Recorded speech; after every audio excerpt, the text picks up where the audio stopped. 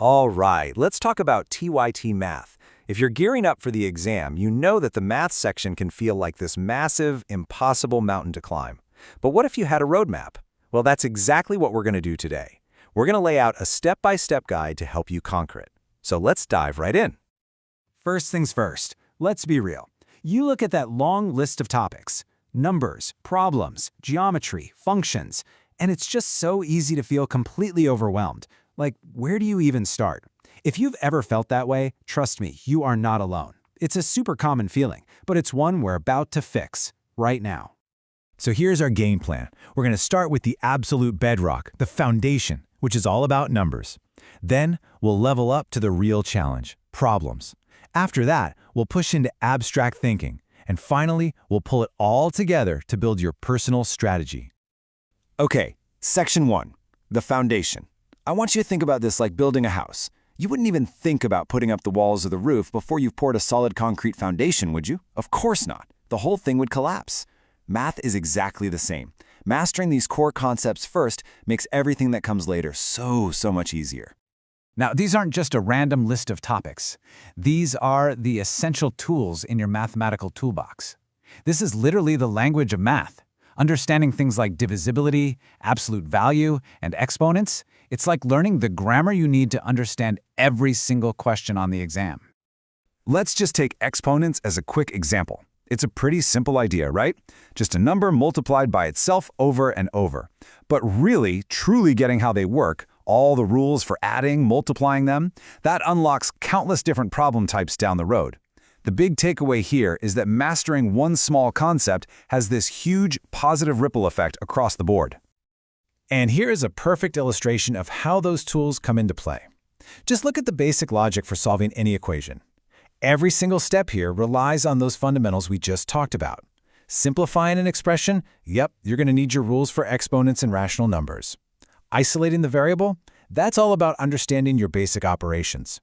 This simple three-step process is where all that theory starts to become practice. So let's move to our next section and see how this all builds. All right, welcome to what I like to call the main event of the TYT math exam, problems. This is where the test stops asking you, hey, do you know the rule? And starts asking, okay, can you actually use that rule to solve a real-world puzzle? This quote just says it all, doesn't it? You could memorize every formula in the book, but word problems are the real test. They're the bridge that connects your foundational knowledge to practical application. And honestly, this skill is what the TYT is designed to measure more than anything else. At first, it can seem like there are a million different types of problems. But what if we just group them by their core idea? Age problems? They're really just about tracking change over time. Percentage problems are all about comparing things proportionally. And speed problems? That's just a relationship between distance, time, and speed. Once you focus on the core logic, they become way less intimidating. And why is this section just so critical? Because on any TYT exam, you can expect somewhere between 10 and 15 questions to be problems. I mean, that is a massive chunk of your total score. You simply cannot get a high score without becoming a confident problem solver. This section is completely non-negotiable. Okay, so you've built your foundation, and you're getting comfortable applying it to all sorts of problems. Now it's time to tackle the final hurdles. These are the topics that require a slightly different, more abstract way of thinking. This is where you really start to think like a mathematician. This chart kind of helps put everything into perspective. You see? We've already covered the huge chunks, the numbers in algebra, and the problems. Now we're looking at geometry and these other advanced topics. They might be smaller slices of the pie, but mastering them is what pushes a good score into a great score. Let's look at a classic example here, permutations versus combinations. So many students mix these up, but the difference is actually incredibly simple. You just have to ask yourself one question. Does the order matter? If you're picking a president and a vice president, order matters, right? That's a permutation. If you're just picking a committee of 3 people, order doesn't matter at all. That's a combination. It's really as simple as that. And this kind of abstract thinking applies to all these other areas too. Things like sets, functions, probability, and of course geometry.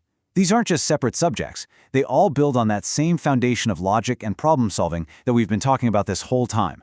Think of them as the capstone on top of your mathematical pyramid. So now that we understand the whole structure of TYT math, we can get to the most important part, building your strategy. This isn't about some one-size-fits-all plan. It's about you creating a personal roadmap that actually works for you. The entire logic of what we've talked about today really boils down to this simple flow. First, you build your foundation with numbers. Second, you master application by solving tons of problems. And third, you reach for that advanced level with the abstract topics. That's your path. You just can't skip the steps. And here are some final, really practical tips. Before you do anything else, make that foundation rock solid. Make solving problems a daily habit, even if it's just for 15 minutes. Follow the logical order we've laid out. And maybe most importantly, get obsessed with your mistakes. Every single wrong answer is a lesson just waiting to be learned. We've laid out the map for you, from the basic concepts all the way to the most advanced topics. We've shown you the path from theory to practice. The roadmap is now in your hands. So the only question left is, what's your first step going to be?